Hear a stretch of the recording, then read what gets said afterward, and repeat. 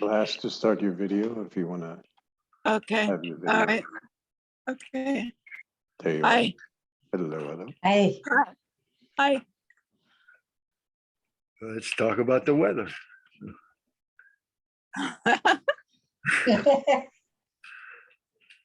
There is no weather. Whether or not. Whether or not. Yeah, if you're formless, the weather would not affect you at all. Yeah. High winds, heavy rains, snow, nothing.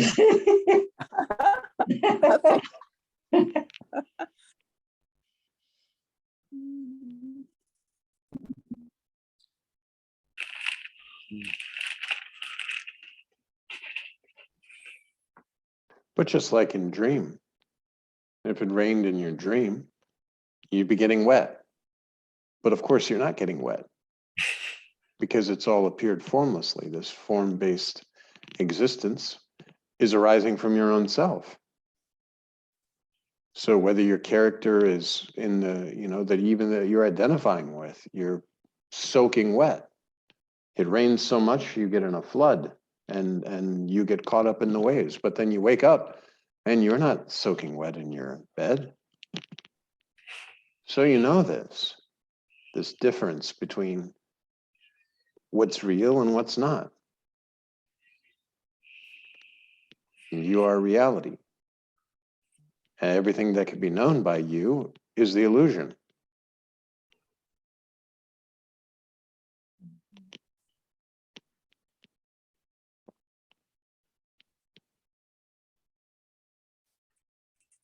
There's no way anything that you think you know isn't going to pass. So that's one hint that nothing is what it seems to be. Well, your sense of existence will leave you. But you won't know you exist, but you exist because you existed prior to the sense of existence.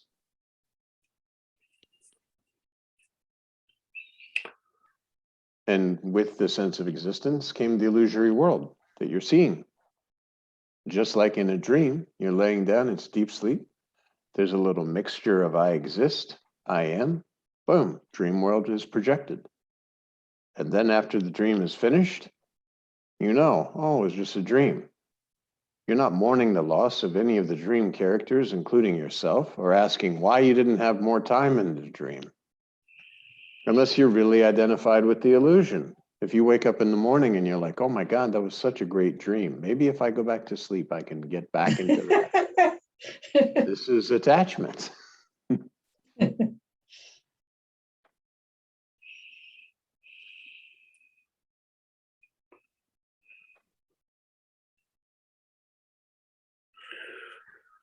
I was getting a sense today that there's something that is always present. It was like the only thing I could think to call it would be stillness or silence. Well, all the things that present themselves are presented to you. It's just you misidentified you with this body form. And you say, oh, I'm seeing these things. But all these things are being presented to you. And I am like stillness or something. You're nothing. More like the space in the room. If it suddenly clicked with a body and saw objects and was confused that it's no longer the space, due to the wrong identification with a body form, you see objects. So now suddenly this world of duality has appeared before you.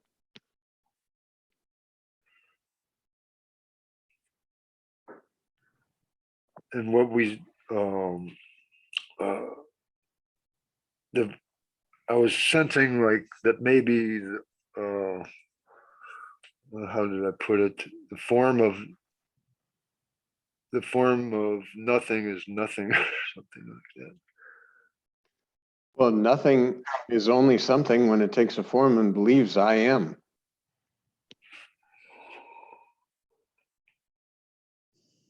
And the misconception is then when one specific form that you are not, you could say you're all of it, because all of these, your presence is in every being.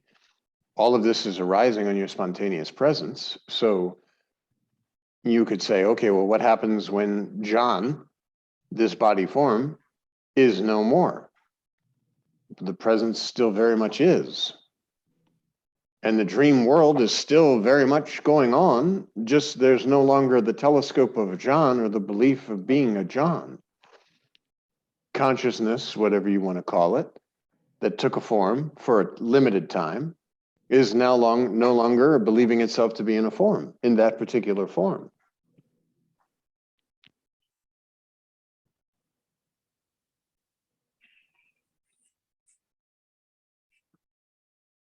This is in the dream. The In- existence goes on, but there's no John. Exactly. But there never really was a John. There never really was a John. No. John is That a was- lump that was- of 5 elements. Mhm. Mhm. And the existence that goes on is nothing. It's like, or that's the form of it, is nothing. Or Well, again, like in a dream world, all these forms are being created and destroyed every night in your dream. And it's similar to this concept of there's a world. Well, there's not really a world. There's like this consciousness, which is all these forms within this consciousness are being created and destroyed. And this formlessness clicks with a body and says, oh, I'm alive, and sees a world. But then this body is no longer available, so there's no knowing of this. And yet there's still, you see, because there's, just like in your dream, when you wake up, the whole world is gone. Because it wasn't individual dreamers.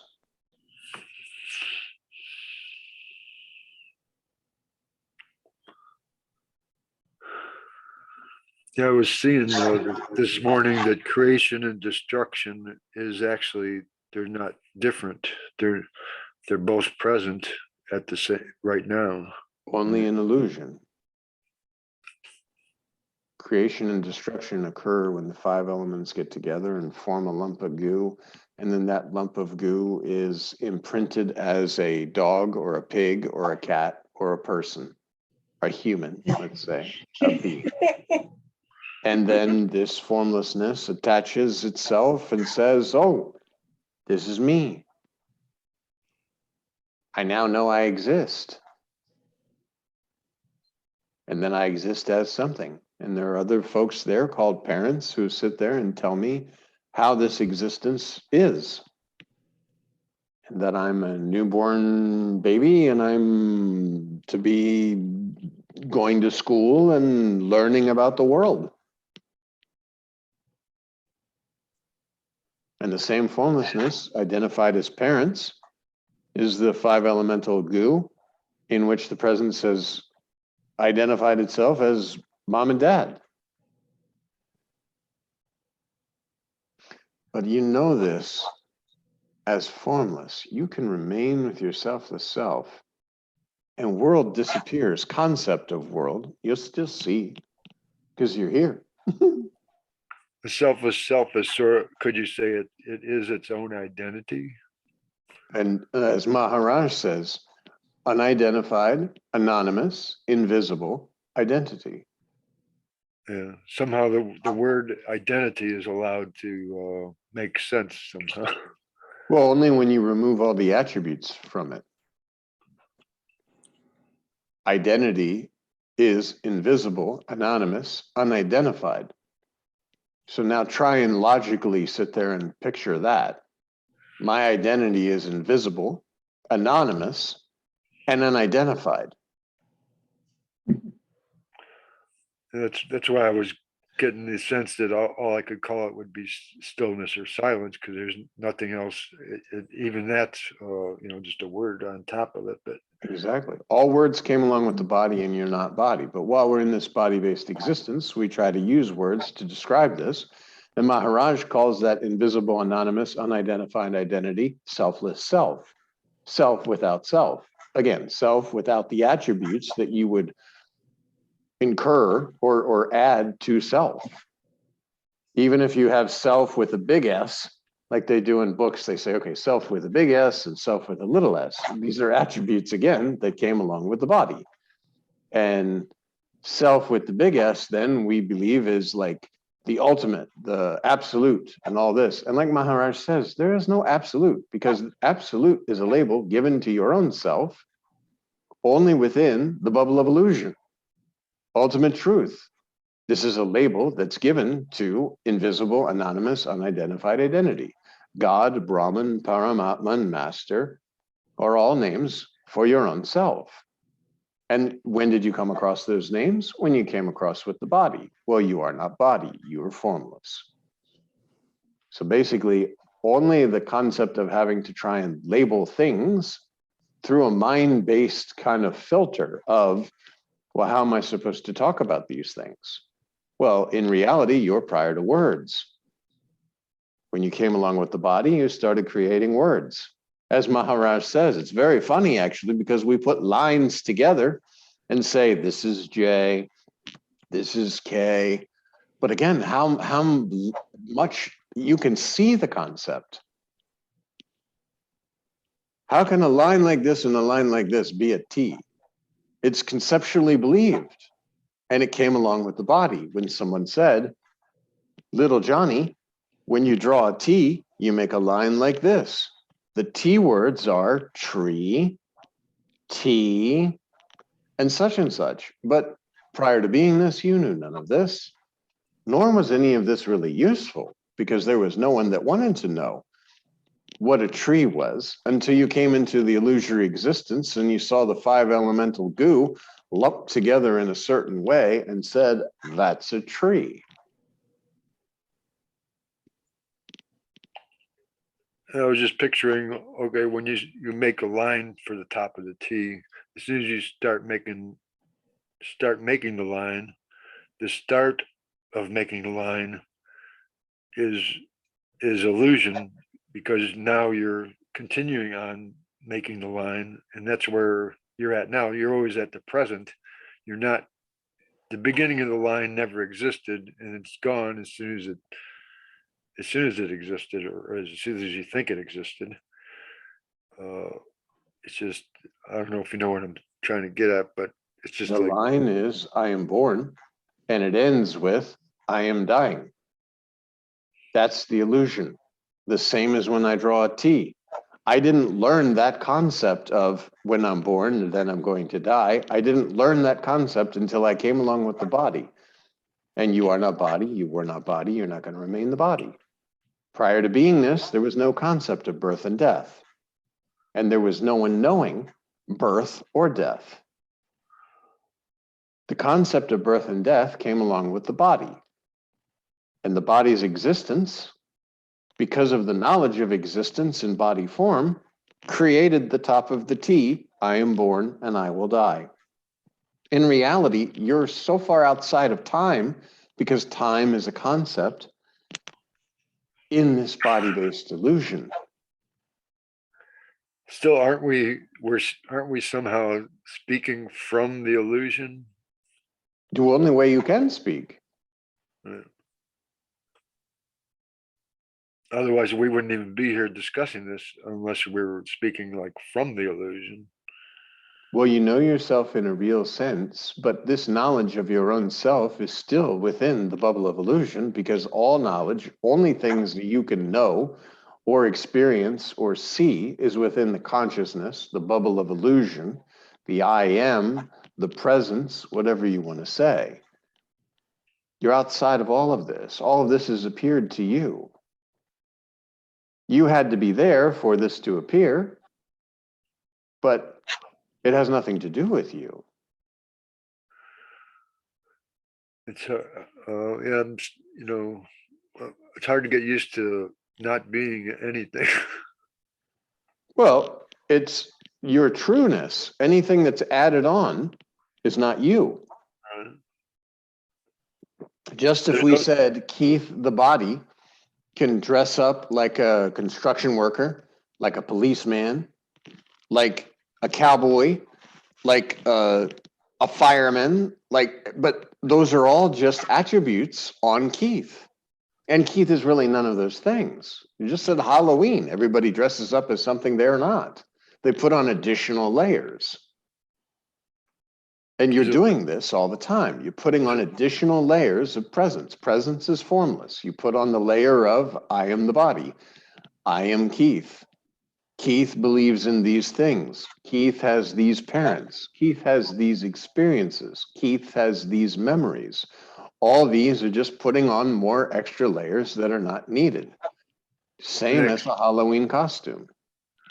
Actually, there's only one truth. Then, I mean, there's only one ultimate reality, which is you are that. You're not Keith at all. What about the people that believe very strongly that they are a body and they have a life and they don't want to die because they think that they might lose their identity, but they still have their identity and they die? Then what happens? But there are no people. Just as in your dream, you can have a dream character who's absolutely terrified of dying. What happens to him when you wake up? Well, it's not there. Exactly. The only experience can be within the bubble of illusion. Mhm. And you're not that. Somehow that's within you. All of this existence is within you because it's being projected. Again, if you look at the space and you see the objects that are in the room, and it's just the space that has clicked with a certain body and knowledge of existence has come. There's a body available to know objects, to know things. And even if there's another body in the room that the space has identified with, and one says, you know what, I realize I'm the space in the room, and the other one says, this is sounding very silly to me. There's no space in the room. You are you. Don't be crazy because we'll take you to the psychiatrist. But at the same time, the reality is it's just the space. And all of it is occurring within its own self. The knowledge of separation came with a feeling I exist, and I exist as something. So the one sitting across saying that don't be silly, you are not the space, and the one that's realizing themselves as the space, there's no difference because there's no individuality. It's only a concept or a belief in specific individuals. And once I know myself in a real sense, I don't see others that way. Bodies that are moving about, I absolutely know are my own self because it's all occurring within myself. And I may still act and react. There may be some annoying version of myself that, does some kind of crazy thing, and I'll sit there and say, oh, look at that. But deep down, I'm very understanding. So I'm not so disturbed and like, oh my God, I can't believe this. Just like waiting in a long line. Okay, I can't say, oh, there are no individuals because now my wait is like 20 minutes for the grocery line. There seem to be many people ahead of me. But the reality is, no, this is not true. It's the same as if I was dreaming. I was in a grocery store line. Could I get upset knowing that it's a dream with those dream characters? Why are they taking so long going through the register and all of this? It's illusion. It's a long dream. And when you deal with it as such, in the moment, spontaneously understanding, it's just a dream. I'm absolutely formless. I am not body. I was not body. I'm not going to remain the body. So why would I be disturbed about something that seemingly is a body-based experience? And the trick for me is what I'm here for is to try to recognize that that's what's happening as it's happening, rather than as if it's happening at some other time, or as if it can even any of it can happen at any other time, or what I can think of this time as if it's actually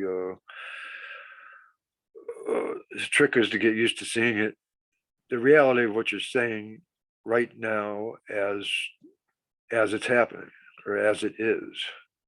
Fall back into your own self. You're there all the time. It's just that you can say attention outward towards the illusion, or attention within, where the selfless self, that feeling of just die, that presence, it's available in every moment.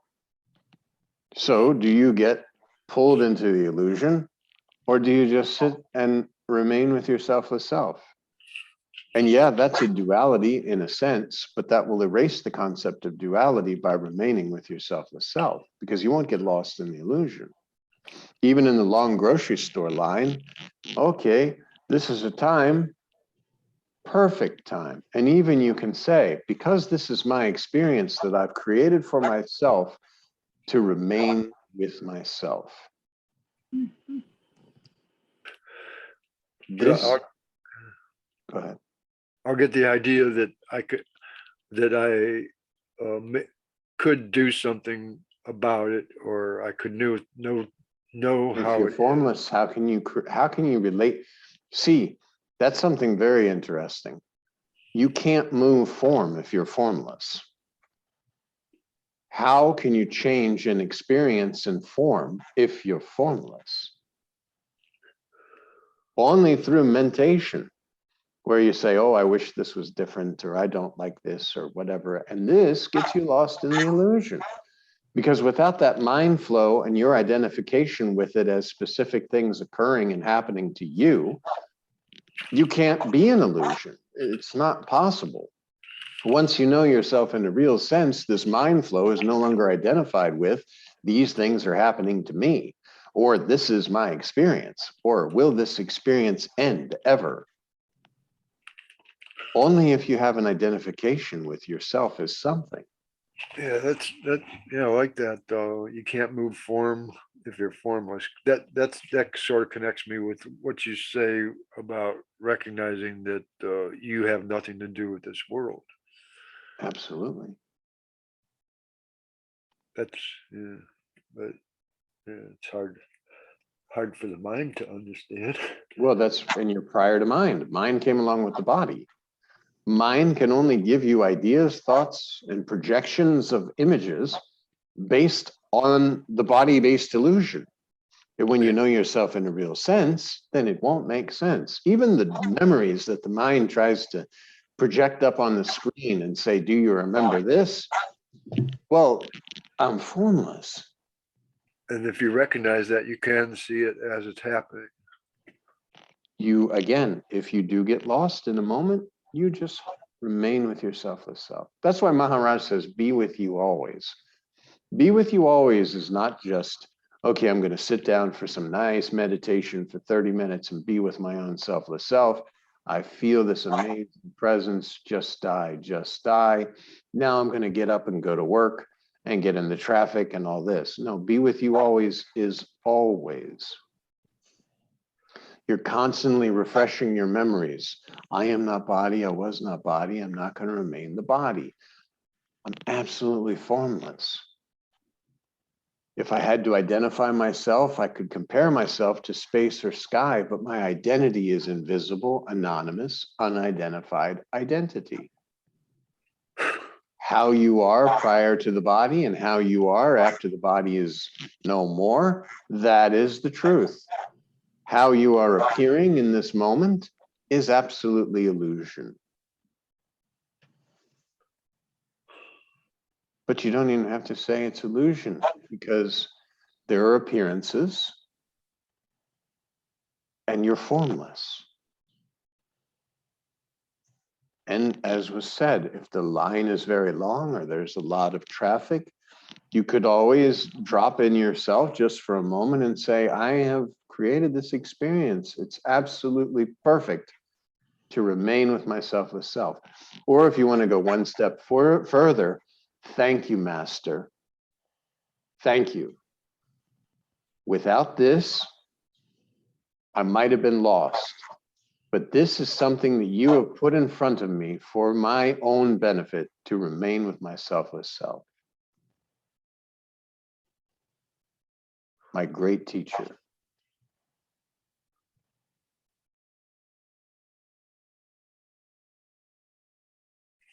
As Maharaj says, all answers come from inside, and they're not verbal answers.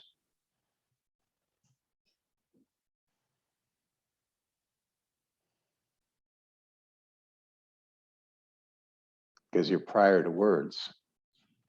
When selfless self is speaking with your unselfless self, there are no words.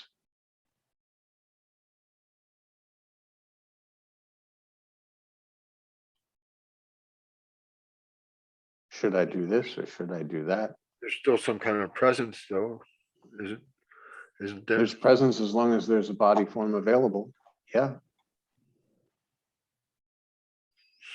Without a body form, there's presence, but there won't be a feeling of presence or a knowing of presence. The knower was to be there, but nothing to know. And no need to know. Because the knower is all. You are that. And anything that is this, you are not.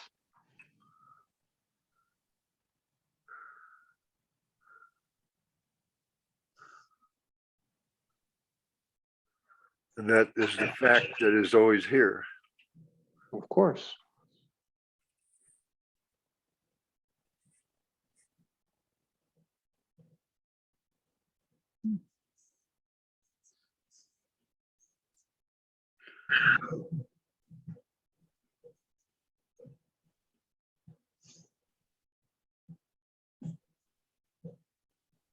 I did have a little, I was wondering about two things that happened today that made it look like sort of like a, if you were a new age religion thing and talking about synchronicity. Well, the first one was I was in a dream and I was sort of like just very slightly conscious, and it seemed like my mind picked up and said there was something gonna, like an electrical impulse was gonna happen at this moment, and it seemed like I caught it just before my alarm went off that that something was going to happen, and it turned out to be the alarm. And then the second one was I was dragging. I have a bad back, and I was dragging my waste, my garbage can. It was very heavy. I was really struggling with it getting across the snow because the snow's so deep. And just, well, it could have been a little bit more beneficial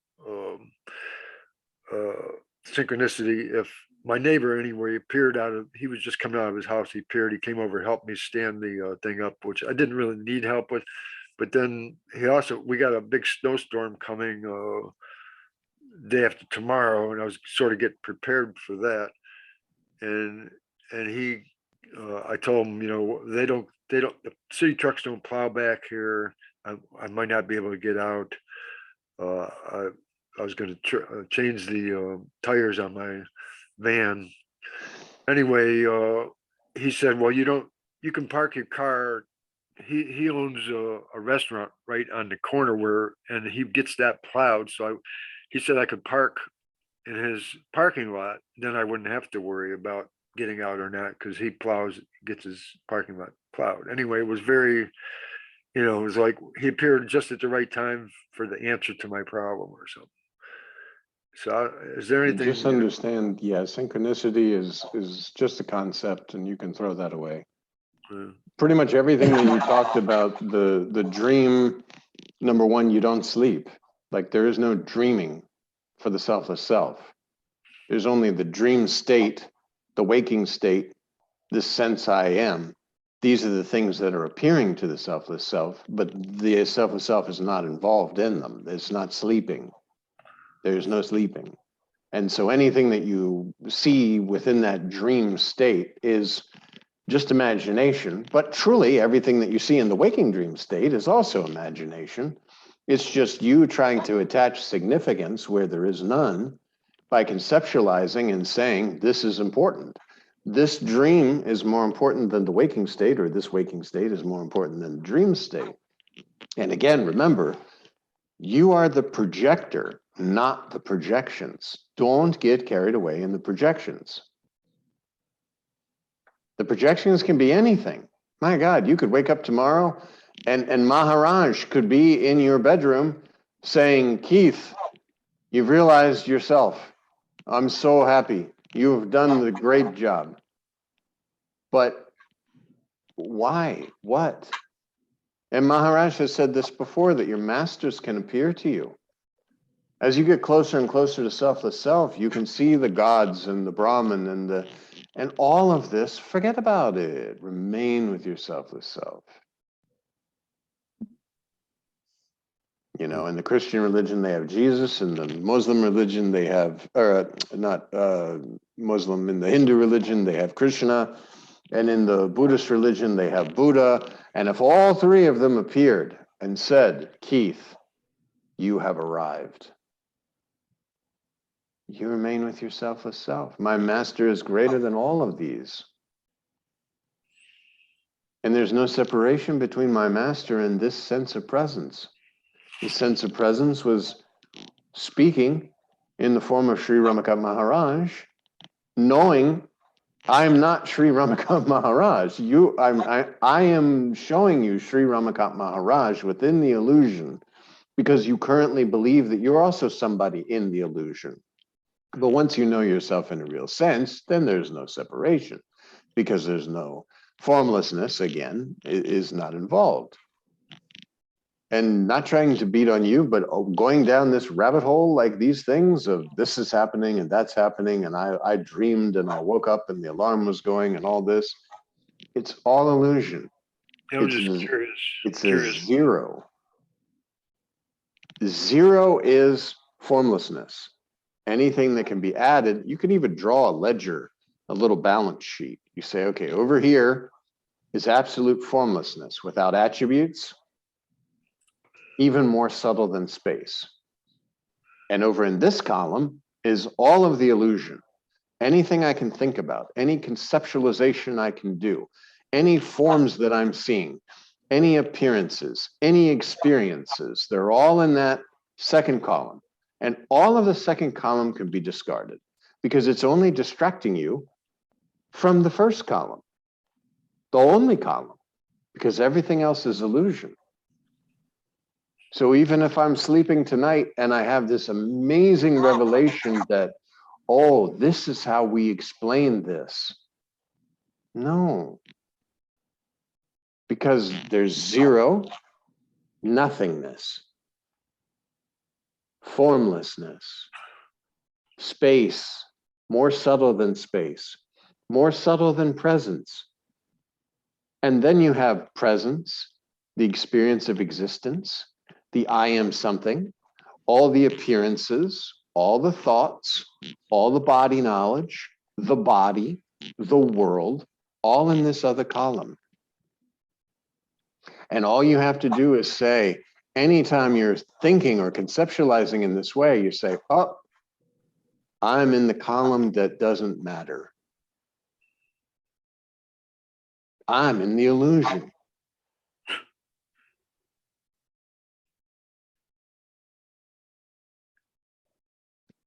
And yet, like you said, oh, there's a big snowstorm coming.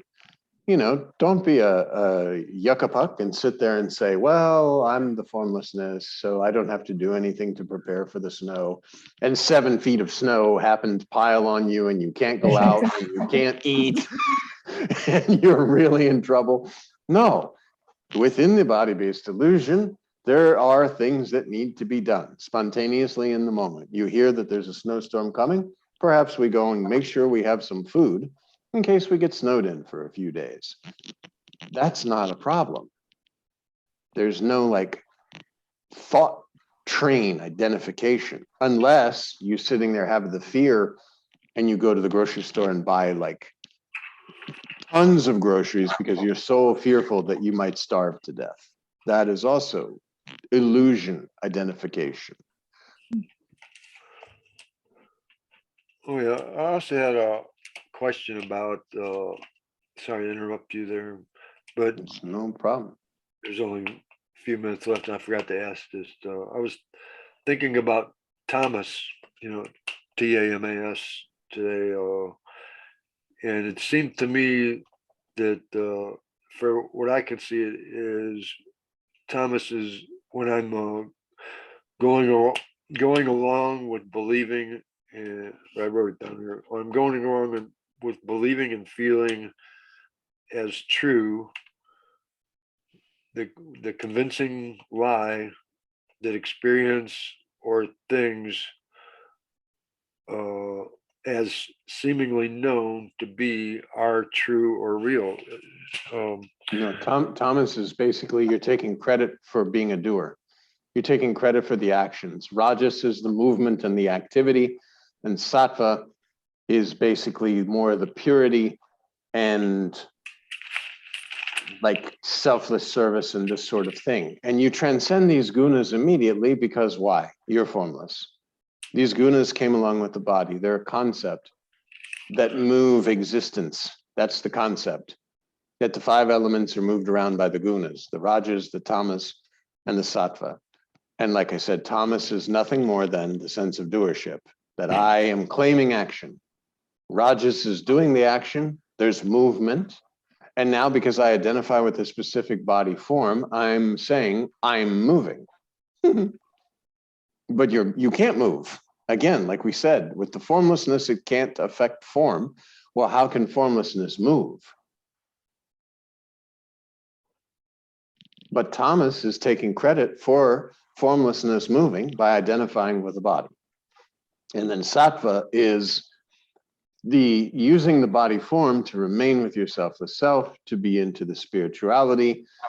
And once you know yourself in a real sense, all these tamas, rajas, and sattva, it's finished, because you're not, just like the concept of karma. While using a body form, you can say, I'm doing this thing, but all praise goes to my master, because I know the formlessness is moving in me. So I say, this thing that I've done, all praise goes to my master. This is how you start to remove this concept of doership and the concept of karmic debt. However, once you know yourself in a real sense, karmic doesn't make sense. There is no karma because you're formless. There are activities occurring within your formless self. To whom is the karma going to attach?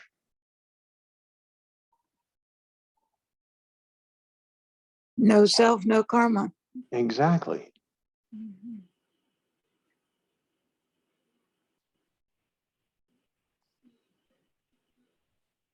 And this is how you start to behave universally. Basically, by not being a someone, you fit in quite nicely with everyone because you don't have a position. And you can still speak to people. Oh, hello, hey, nice to see you, and this and that. Not like if somebody says hello to you and, oh, I'm not responding because I'm formless. No, it's just a natural flow. You're more universal because you're not thinking about you. You're not moving in you. You're not trying to benefit you because you are not this body form.